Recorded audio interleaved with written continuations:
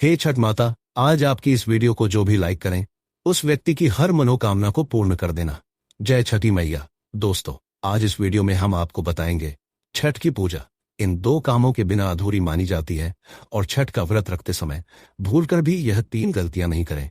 इससे व्रत टूट जाता है और छठी माता क्रोधित हो जाती है, जिससे आपके घर में घोर संकट आने लगता है। दोस्तों, छठ पूजा का व्रत हर श्रद्धालु परिवार के लिए सबसे बड़ा और खास व्रत माना जाता है। इस दिन व्रती अपनी श्रद्धा, संयम और सूर्यदेव तथा छठ माई की कृपा के लिए निर्जल व्रत रखते हैं। लेकिन भक्तों, क्या आप जानते हैं कि छठ पूजा का व्रत दो कामों के बिना अधूरा माना जाता है? जी हाँ दोस्तों, अगर आपने इन दोनों कामों को नहीं किया तो चाहे जितना भी व्रत कर लो, छठ माई नाराज हो जाएंगी और व्रत का पूरा फल कभी नहीं मिलेगा। भक्तों, इस बार की छठ पूजा साधारण नहीं है, बल्कि यह पूरे 100 सालों बाद बन रहे दुर्लभ संयोग में पड़ रही है। इस दिन सूर्य और छठ माई का समय बहुत ही शुभ और मंगलकारी माना जा रहा है। ऐसे में इस बार की छठ पूजा आपके जीवन में सौभाग्य लेकर आएगी, लेकिन शर्त यही है कि आपसे कोई गलती ना हो। अगर भूलवश आपने ये दो काम नहीं किए तो छठ माई आपसे रूठ जाएंगी और इसका असर सीधे आपके जीवन और परिवार पर पड़ेगा। दोस्तों, हमारी जिम्मेदारी सिर्फ आपको सचेत करना है। अब मानना या ना मानना पूरी तरह आपकी मर्जी है, लेकिन एक बात पक्की है कि अगर आपने हमारी बात मान ली और इस बार की छठ पूजा पर इन दो अनिवार्य कामों को कर लिया तो माई का वास आपके घर में होगा और आपके परिवार के जीवन में कभी कोई संकट नहीं आएगा। पूज्य गुरुजी भी अपनी कथा में कहते हैं कि छठ पूजा का व्रत तभी सफल होता है जब व्रती इन दो जरूरी कामों को करता है। अगर यह कार्य अधूरे रह गए तो छठ माई कभी माफ नहीं करती, बल्कि श्राप तक दे देती हैं। और भक्तों, अगर माएँ आपसे रुष्ट हो गई तो आपके जीवन में घोर संकट आ सकता है और घर परिवार में कलह तक आ सकती है। इसलिए इस बार की छठ पूजा बिल्कुल भी हल्के में मत लेना। भक्तों, अगर आप भी चाहते हैं कि इस छठ पूजा पर छठ माई का आशीर्वाद आप पर सदैव बना रहे तो वीडियो को लाइक करें, चैनल को सब्सक्राइब करें और कमेंट बॉक्स में जय छठ माई जरूर लिखें। और हाँ, अपने परिवार के जीवन में सुख और समृद्धि के लिए इस वीडियो को अंत तक पूरा देखकर ही जाइएगा। अगर आपने वीडियो को बीच बीच से काट कर देखा या हल्के में लिया तो आपके जीवन में व्रत का फल अधूरा रह जाएगा और सौभाग्य की प्राप्ति कभी नहीं होगी। तो चलिए, सबसे पहले हम आपको बताएंगे इस छठ महापर्व के दिन वह कौन से कामों को जरूर करना है जिसके बिना व्रत का फल अधूरा रह जाएगा। तो दोस्तों, जैसे कि आप सभी को पता है कि नहाए खाए के साथ छठ महापर्व का आरंभ हो जाता है। इस बार 25 अक्टूबर यानी छठ के पहले दिन नहाए खाए से होगी। इस दिन व्रत रखने वाली महिला और पुरुष सिर्फ एक समय ही भोजन करते हैं। साथ ही भोजन ग्रहण करने से पहले सूर्य भगवान को भोग लगाया जाता है। इस दिन अपने घर के पास किसी पवित्र नदी या कुंड में जाकर स्नान भी किया जाता आता है। स्नान करने से बाद साफ वस्त्र धारण करके ही भोजन ग्रहण करना होता है। इस दिन चने की दाल और लौकी की सब्जी बनाई जाती है। साथ ही पहले दिन व्रत रखने वाले पहले खाना खाते हैं, इसके बाद ही परिवार के बाकी लोग भोजन ग्रहण करते हैं। छठ महापर्व दूसरे दिन 26 अक्टूबर 2025 खरना। छठ महापर्व के दूसरे दिन खरना किया जाता है। खरना का मतलब है शुद्धिकरण वृत्ति। इस पूरे दिन उपवास रखती है। फिर शाम के समय मिट्टी के नए चूल्हे पर गुड़ की खीर प्रसाद के रूप में बनाई जाती है। इसी प्रसाद को वृत्ति ग्रहण करते हैं। फिर इस प्रसाद को बाकी लोगों में बांटा जाता है। इसके बाद से 36 घंटे का लंबा निर्जला उपवास शुरू होता है। छठ तीसरा दिन 27 अक्टूबर 2025 संजया घाट। छठ पूजा के तीसरे दिन यानी संजया घाट को अस्त होते सूर्य को अर्घ्य दिया जाता है। इससे पहले व्रत रखने वाली महिलाएं सूर्य निकलने से पहले रात को मिश्र युक्त पानी पीती हैं। उसके बाद शाम के समय सूर्य देव को अर्घ्य दिया जाता है। सूर्य देव की उपासना के लिए इस दिन तरह तरह के पकवान, ठेकुआ और मौसमी फल आदि अर्पित किए जाते हैं। डूबते सूर्य को अर्घ्य देने का समय 27 अक्टूबर 2025 को शाम 5:40 तक। छठ पूजा के चौथे दिन यानी कि 28 अक्टूबर 2025 को उगते सूर्य को अर्घ्य दिया जाता है। सूर्य देव को अर्घ्य देते समय संतान और परिवार की सुख शांति बनाए रखने की कामना की जाती है। सूर्य को अर्घ्य देने के बाद प्रसाद ग्रहण कर व्रत का समापन किया जाता है। उगते सूर्य को अर्घ्य देने का समय 28 अक्टूबर को सुबह 6:30 पर। छठ के व्रत में यह गलती नहीं करें, छठ माता क्रोधित हो जाती है। सूरज को अर्घ्य देते वक्त ना करें भूल। छठ पूजा के पर्व पर सूरज को अर्घ्य देते वक्त किसी भी तरह के शीशे या स्टील के बर्तन का इस्तेमाल नहीं करना चाहिए। सूरज को अर्घ्य दिए बिना यह पर्व अधूरा माना जाता है। साफ सफाई का रखें ध्यान। छठ पूजा के दौरान साफ सफाई का खास तौर पर ध्यान दें। इस पूजा के दौरान कपड़ों से लेकर पूरे घर को बिल्कुल साफ रखना चाहिए। साथ ही प्रसाद बनाते वक्त भी साफ सफाई का पूरा ख्याल रखें। जाने कहाँ सोना चाहिए। छठ पूजा के दौरान जो भी व्रत रख रहा है उसे पलंग पर नहीं सोना चाहिए। ना पलंग बल्कि चारपाई आदि पर भी सोने की मनाही होती है। इस व्रत के दौरान फर्श पर सोना चाहिए। सामग्री का जरूर रखें ख्याल। छठ पूजा के दौरान सामग्री का विशेष तौर पर ख्याल रखें। इस पूजा के दौरान सिंदूर, कुमकुम, आलता, मेहंदी, पीतल का सूप, शक्कर, अंगदी, नारियल, ईख, शहद, पान, सुपारी, लौंग और इलायची जैसी सामग्री का जरूर इस्तेमाल करें। मांसाहारी खाने से करें परहेज। छठ पूजा के दिन किसी भी तरह के मांसाहारी खाना खाने से बचना चाहिए। खाने के साथ साथ पूजा के किसी भी तरह के मांसाहारी सामान को घर में या पूजा के आसपास नहीं रखना चाहिए। माना जाता है कि छठी मैया ऐसा करने से नाराज हो जाती हैं। छठ पूजा पर महिलाओं के मांग में सिंदूर भरने के पीछे कई मान्यताएं हैं। मान्यताओं के मुताबिक जो स्त्री अपनी मांग के सिंदूर को बालों में छुपा लेती हैं, उनका पति समाज में भी छुप जाता है। पति को वह सम्मान नहीं मिलता जिसके वह हकदार होते हैं। इसी कारण महिलाएं लंबा सिंदूर लगाती हैं ताकि पति की आयु बढ़ने के साथ ही उनका सम्मान बढ़े। छठ पूजा करने वाली महिलाएं अगर मांग में सिंदूर लगा रही हैं तो ध्यान रखें कि सिंदूर माथे से लगाना शुरू करते हुए मांग तक ले जाए। जितनी लंबी मांग सिंदूर से भरे उतना शुभ माना जाता है। कई महिलाएं नाक से लेकर पीछे मांग तक सिंदूर भरती हैं। मांग में सिंदूर भरने को लेकर यूपी बिहार में अलग अलग मान्यताएं हैं। मांग में सिंदूर की लंबाई पति की लंबी उम्र का प्रतीक है। महिलाएं छठ पूजा के दौरान पीला सिंदूर जरूर लगाएं। छठ के पर्व में नाक से शुरू करते हुए सिंदूर लगाएं और मांग भरें। सिंदूर दारा होना चाहिए। सिंदूर डराने के लिए माचिस की तीली का इस्तेमाल कर सकती है। सिंदूर लगाने के लिए माचिस की तीली का इस्तेमाल कर सकती है। सिंदूर महिलाओं के सुहाग की निशानी होती है और पति की लंबी आयु का प्रतीक है। सुहागिन के 16 श्रृंगार में से एक सबसे अहम सिंदूर है जिसका पूजा में होना अनिवार्य है। हिंदू धर्म में पूजा में नारियल का बहुत अधिक महत्व है। नारियल को बहुत ही पवित्र फल माना जाता है। वहीं छठ मैया की पूजा में भी नारियल का बहुत अधिक महत्व है। श्रद्धालुओं के डाले में इस दिन बहुत नारियल रखे होते हैं क्योंकि नारियल चढ़ाने से मनोकामनाएं पूरी होती हैं। इसलिए नारियल चढ़ाकर लोग अपनी मनोकामना मांगते हैं। छठ मैया को केला बहुत प्रिय है क्योंकि केला पवित्र फलों में से एक है। इसकी पवित्रता के कारण इसे छठ पूजा में रखा जाता है। लोग मनोकामना पूर्ति के लिए छठ मैया को केले का घाव भेंट करते हैं। बिहार और पूर्वांचल में इसकी खेती भी खूब होती है जिसकी वजह से यह आसानी से उपलब्ध हो जाता है। छठ पूजा में गन्ने का होना जरूरी होता है। कई जगहों पर गन्ने का घर बनाया जाता है जिसके नीचे छठ मैया की पूजा और आरती की जाती है। कहा जाता है कि इस तरह पूजा करने से घर में आनंद और समृद्धि आती है। गन्ना का बाहरी भाग बहुत सख्त होता है।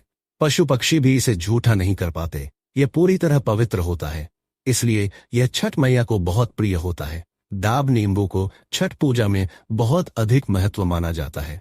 सामान्य नींबू से बड़े आकार का एक नींबू होता है, उसे डाब नींबू कहते हैं। इसका स्वाद खट्टा मीठा होता है। यह आकार में बहुत बड़ा और इसका आवरण बहुत मोटा होता है। इस कारण इसे पक्षी या पशु झूठा नहीं करते हैं। इसकी पवित्रता बनी रहती है। यही कारण है कि छठ मैया को डाब नींबू बहुत प्रिय है। सुपारी बेहद सख्त फल है। इसके बिना कोई पूजा पूरी नहीं मानी जाती है, इसलिए इसे छठ मैया की पूजा में भी रखा जाता है।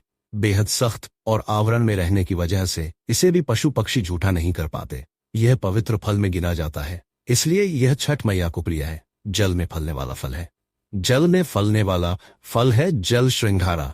यह माता लक्ष्मी को भी प्रिय है। जल में होने के कारण यह बहुत पवित्र मोटे आवरण होने की वजह से यह किसी पशु पक्षी द्वारा झूठा फल नहीं माना जाता है, इसलिए यह छठ मैया को प्रिय फल होता है। इसे भी पूजा में जरूर रखना चाहिए। 36 घंटे का यह कठिन निर्जल व्रत गर्भवती, धात्री एवं मधुमेह से पीड़ित महिलाओं के स्वास्थ्य के लिए हानिकारक हो सकता है। उनका कहना है कि व्रत रखना अपरिहार्य हो तो गर्भवती एवं धात्री महिलाएं बीच में पानी एवं जूस का भरपूर सेवन करें ताकि शरीर में जल स्तर बना रहे। ऐसा न करने पर तमाम दुष्परिणाम संभावित है। उन्होंने सामान्य व्रती महिलाओं को व्रत के प्रारंभ होने के पूर्व भरपूर मात्रा में पानी एवं फल के जूस का सेवन करने की सलाह दी है। शुगर से ग्रसित महिलाओं को उन्होंने व्रत से दूर रहने की सलाह दी है। व्रत न तोड़ पाने की दशा में उन्होंने व्रत प्रारंभ होने के पूर्व दवा का सेवन न करने को कहा है। व्रत तोड़ने या पारण के दौरान उन्होंने शुगर से पीड़ित महिलाओं को हल्का खाना लेने को कहा है। पारण के दौरान या बाद में दवा का सेवन करने को कहा है। चेतावनी दी कि व्रत टूटते ही शुगर की दवा खाली पेट कदापि ना लें। छठ व्रत कथा दिवाली के 6 दिन बाद छठ मनाया जाता है। छठ के महाव्रत को करना अत्यंत पुण्यदायक है। छठ व्रत सबसे महत्वपूर्ण रात्रि कार्तिक शुक्ल षष्ठी तिथि को होता है। सूर्योपासना का यह महापर्व 4 दिनों तक मनाया जाता है। छठ मैया को संतान देने वाली माता के नाम से भी जाना जाता है। मान्यता है कि यह पर्व संतान के लिए मनाया जाता है। खासकर वह जोड़े जिन्हें संतान की प्राप्ति नहीं हुई है तो वह छठ का व्रत रखते हैं। वहीं सभी अपने बच्चों की सुख शांति के लिए मनाते हैं। लेकिन क्या आप जानते हैं, कुछ ऐसी महिलाएं भी हैं जिन्हें छठ पूजा का व्रत गलती से भी नहीं रखना चाहिए। ये सबसे बड़ा घोर पाप माना जाता है। महिलाएं ऐसी गलती कभी ना करें। तो चलिए जानते हैं। शास्त्रों के अनुसार जो लोग अधूरी शादी करते हैं वह शास्त्र का अपमान करते हैं। अधूरी शादी जैसे कि कोर्ट मैरिज और शादी के बिना ही संतान की उत्पत्ति कर देना सबसे बड़ा पाप है। ऐसे में छठ पूजा का व्रत ऐसे लोगों को अपनी संतान के लिए कभी नहीं रखना चाहिए, क्योंकि आपने हिंदू रीति रिवाजों के अनुसार 7 फेरे नहीं लिए हैं। और वहीं बिन शादी के जब ऐसे लोग साथ में रहते हैं तो समाज में ऐसा रिश्ता कलंकित होता है। दोस्तों, बहुत से लोग ऐसे हैं जो भागकर शादी करते हैं और परिवार को दुखी कर देते हैं। माता पिता को समाज में कलंकित कर देते हैं। माता पिता को रुलाते हैं, परिवार को रुलाते हैं, समाज को बदनाम करते हैं। ऐसे लोग पूरे जनजीवन समस्त संसार के लिए श्रापित हैं। देखिए, परिवार को रुलाकर हमेशा रिश्ते अनर्थी होते हैं, रिश्ते जुड़ते नहीं हैं। इसीलिए जो लोग भागकर शादी करते हैं और कोर्ट मैरिज कर लेते हैं, 7 फेरे नहीं लेते हैं, हिंदू रीति रिवाज के साथ शादी नहीं करते, विवाह नहीं करते, तो उनके लिए यह व्रत उचित नहीं है। 7 फेरे का मतलब होता है आपने अग्निदेव का आशीर्वाद लिया, 33 कोटि देवी देवता का आशीर्वाद लिया, माँ बाप का आशीर्वाद लिया, परिवार का आशीर्वाद लिया, समाज को सम्मान दिया। मतलब अब आप पूज्य योग्य हैं। आप भगवान की सेवा कर सकते हैं। आप कोई भी व्रत आदि परंपरा के साथ कर सकते हैं। यदि जिस स्त्री को हल्दी न लगी हो, जिस पुरुष को हल्दी न लगी हो, ऐसा विवाह भी अशुभ होता है। शादी में हल्दी अवश्य लगना चाहिए, तभी ही आप व्रत आदि रख सकते हैं, पूजा पाठ कर सकते हैं, किसी भी मांगलिक कार्य में आप शामिल हो सकते हैं। इसीलिए ऐसी स्त्री किसी भी धार्मिक कार्य में तभी सफल व शामिल हो सकती है जब वह अग्नि के साथ फेरे ले ले। ऐसी शादी को ही शास्त्रों में सर्वश्रेष्ठ माना जाता है। ऐसे में अगर आपकी अधूरी शादी है तो आप छठ पूजा कभी ना करें। आपके ऐसा करने से छठी मैया का अपमान माना जाएगा और आपको पाप लग सकता है। दोस्तों, शास्त्रों के अनुसार इस व्रत को सच्चे मन से रखना चाहिए। अगर कोई महिला शौक में यानी बेमन से इस व्रत को रखती है तो उनके पति या संतान की मृत्यु या उन पर कष्ट आ सकते हैं। सच्ची श्रद्धा के साथ छठ पूजा का व्रत रखना चाहिए। इस व्रत के सफल होने से संतान सुख की प्राप्ति होती है। संतान को कष्ट कभी नहीं आते। छठी मैया करती है। रक्षाधर परिवार होता है। खुशहाल जो लोग छठ पूजा करते हैं तो छठी मैया उनके इर्द गिर्द, उनके घर के आसपास सदैव घूमती रहती है, उनकी रक्षा करती है, उनकी संतानों की रक्षा करती। जो बांझ महिलाएं हैं उन्हें संतान सुख की प्राप्ति देती है, लेकिन सच्चे हृदय से ही माता को पुकारे। दोस्तों, छठ पूजा करने से सैकड़ों युगों के फल की प्राप्ति होती है। परिवार में सुख, समृद्धि, धन की प्राप्ति होती है। छठी मैया की पूजा से सभी मनोकामनाएं होती हैं। पूरी वही कुंवारी कन्याएं और पुरुष भी छठ पूजा कर सकते हैं। छठ पूजा का फल कई लाख गुना प्राप्त होता है। इससे व्यक्ति के सभी पाप खत्म हो जाते हैं और सुख समृद्धि की प्राप्ति होती है। छठ पूजा का व्रत पूरा करने से स्वयं छठी मैया आपके पूरे घर की रक्षा करती है। दोस्तों, अब यह भी जान लेते हैं कि छठ मैया को ऐसी कौन सी 3 चीजें हैं जो नहीं चढ़ानी चाहिए। भयंकर पाप लगता है दोस्तों। नंबर 1, सूर्य भगवान को अर्घ देने के लिए तांबे का लोटा ही प्रयोग करें, लेकिन भूलकर भी चांदी, स्टील, शीशा और प्लास्टिक के बर्तन से अर्घ नहीं देना चाहिए। इससे व्रत टूट सकता है दोस्तों। नंबर 2, व्रत के दौरान घर में कभी भी मांसाहार ना बनाएं और ना ही परिवार में किसी को खाने दें। जो लोग इस दिन लहसुन प्याज का खाना बनाते हैं और खाते हैं तो उन्हें छठी मैया उल्टा बर्बाद कर देती है, श्राप दे देती है। इस दिन छठी मैया को भोग लगता है, तो घर में यदि आपके परिवार में किसी ने व्रत रखा है तो आप भी लहसुन प्याज का इस्तेमाल ना करें। आप किसी और दिन को खा सकते हैं, लेकिन मांस, मदिरा, लहसुन, प्याज आदि ना खाएं। मान लीजिए छठ व्रत आपकी बहन ने रखा है और आप दूर भी रहते हैं, तब भी आप लहसुन प्याज न खाएं, नहीं तो उनका व्रत टूट सकता है। साथ ही साथ व्रत के दौरान घर में मदिरा आदि और धूम्रपान भी नहीं करना चाहिए। दोस्तों, नंबर 3, छठी मैया का प्रसाद बहुत ही शुद्धता के साथ बनाया जाता है। उनका प्रसाद हमेशा ऐसे चूल्हे पर बनाएं जिसे ताजी लेपा गया हो। यदि गैस पर बना रहे हो तो गैस स्टोव को अच्छी तरह से धो लें। पहले से बने चूल्हे पर कभी प्रसाद न बनाएं, इसके लिए नया चूल्हा ही बनाएं। दोस्तों, नंबर 4, सूर्य को अर्घ्य देने से पहले कभी भी भोजन ग्रहण ना करें, घोर पाप लगेगा। व्रत भारी लोगों को पहले और दूसरे दिन सूर्य को जल देने के बाद ही भोजन करना चाहिए। व्रत के दौरान भोजन के प्रति मन में लालसा न रखें, व्रत टूटता है। नंबर 5, छठी मैया से मांगी मन्नत अगर पूरी हो जाए तो आपको अपनी मन्नत का पूरा होने की विशेष पूजा जरूर करनी चाहिए, अन्यथा मैया के प्रकोप का सामना करना पड़ सकता है। नंबर 6, छठ का व्रत करने वालों को जमीन पर 4 दिन तक सोना चाहिए। छठ पूजा वाले कमरे में ही अपना आसन लगाना चाहिए। ऐसे में आपको छठ मैया का ध्यान करते रहना चाहिए। इससे माँ आपके व्रत को संपूर्ण करती है और कोई भी विघ्न बाधा नहीं आती है। नंबर 7, जिस जगह पर प्रसाद बन रहा हो वहां साधारण भोजन भी नहीं बनाना चाहिए, साथ ही साथ उस स्थान पर खाना भी वर्जित है। दोस्तों, नंबर 8, प्रसाद बनाते हुए नमक का हाथ भी किसी पूजा की वस्तु या प्रसाद से नहीं छूना चाहिए। दोस्तों, नंबर 9, पूजा के दौरान अपनी वाणी को बुरी बातों से थोड़ा दूर रखें, जुबान पर गंदे विचार भी नहीं लाना चाहिए। छठी मैया का आशीर्वाद पाने के लिए मन में गंदे विचार नहीं लाने चाहिए। नंबर 10, घर में पूजा के दौरान झूठे बर्तन और गंदे कपड़ों का ढेर बिल्कुल नहीं होना चाहिए। इससे छठी मैया क्रोधित हो जाती है और व्रत टूट जाता है। छठी मैया को साफ सफाई बहुत पसंद है। व्रत के दौरान अपने घर को साफ सुथरा रखें और गंगाजल से छिड़काव अवश्य कर लें। इससे पूरा घर पवित्र हो जाता है और छठी मैया का आशीर्वाद प्राप्त हो जाता है। दोस्तों, आज हम आपको छठी मैया की कृपा पाने के लिए एक ऐसा उपाय बताएंगे जिससे आप सबसे जल्दी करोड़पति हो जाएंगे। मैं छठी मैया की सौगंध खाता हूं, अगर आपने यह उपाय कर लिया तो आपको दुनिया की कोई भी महाशक्ति, कोई भी व्यक्ति करोड़पति होने से, धनी होने से धन, ऐश्वर्य, प्रगति, सौभाग्यशाली, उत्तम जीवन साथी, धन संपदा, सकारा, ऊर्जा प्राप्त करने से कोई नहीं रोक पाएगा। ये उपाय आप कॉपी पेन पर लिखकर रख लें, आपके बहुत काम आएगा।